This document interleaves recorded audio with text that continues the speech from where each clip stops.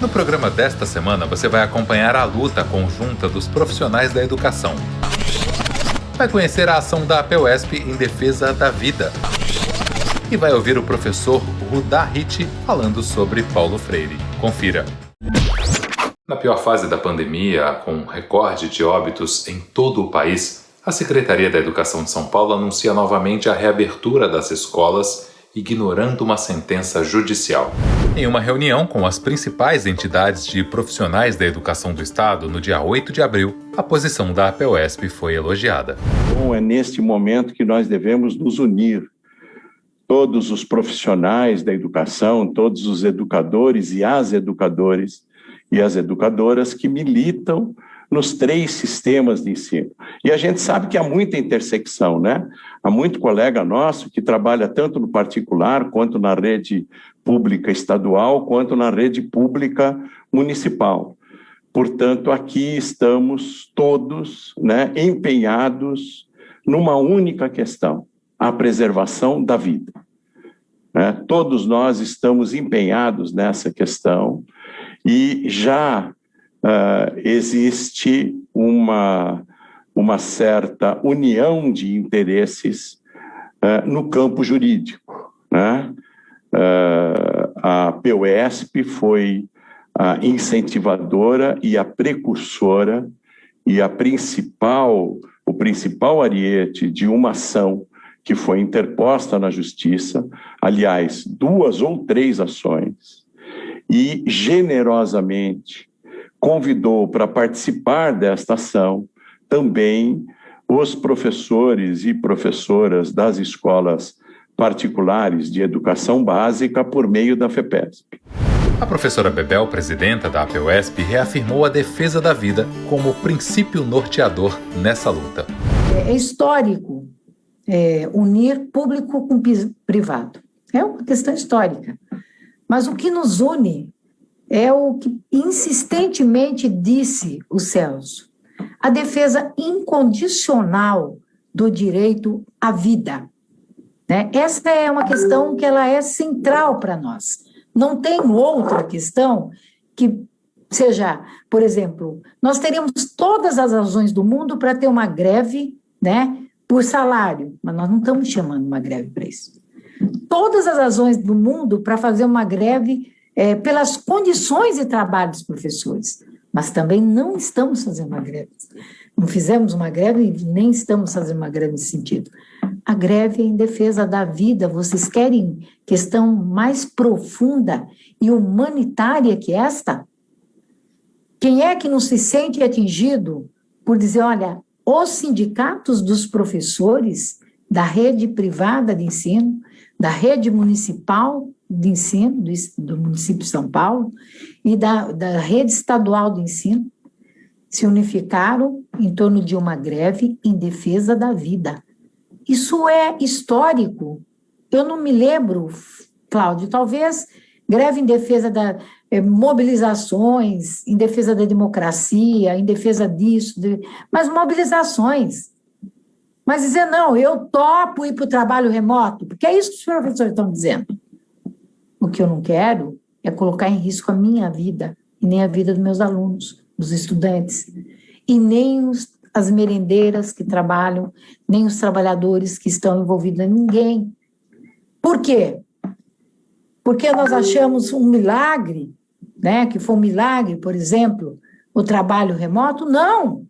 Nós estamos em pleno século XXI, e quem não teve política pública de inclusão digital, não fomos nós os responsáveis por criar essa diferença que hoje aparece, na pandemia. Foram os governantes que negligenciaram até então as escolas públicas do Estado de São Paulo, seja nas redes municipais, na rede estadual, porque era para cada um dos estudantes já estarem com seu aparelho digital e tendo aula presencial, por que não? Mas neste momento da pandemia, claro, isso já seria um facilitador, porque o que aconteceu o ano passado, 2020? Virou a chave, todo mundo vai para o teletrabalho, pronto, se vira. De repente, todo mundo virou youtuber. De uma hora para outra, não é fácil. E o que é mais? A jornada é mais estafante também.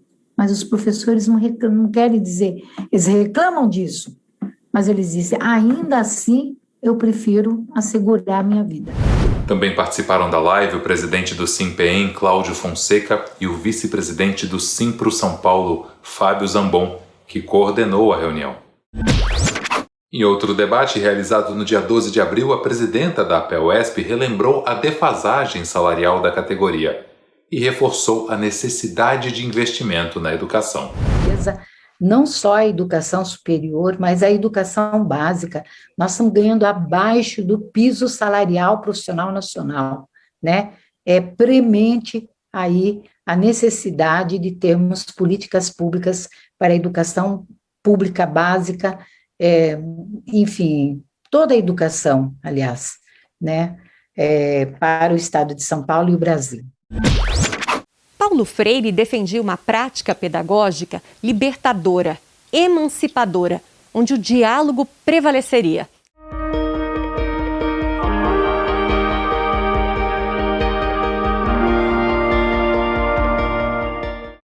Então, as pessoas me perguntam toda hora, mas assim, o Paulo Freire era isso, né? Ele falou mesmo isso, tal, assim, e quase sempre é totalmente descontextualizado. A base de toda a teoria do Paulo Freire, de compreensão da construção do conhecimento, é a percepção. Isso é a base do pensamento da fenomenologia. Ou seja, o que a fenomenologia clássica diz? Diz que o primeiro olhar que nós temos sobre um ambiente, sobre aquilo que a gente está vendo, algo novo, é a percepção, ou seja, é o sensível.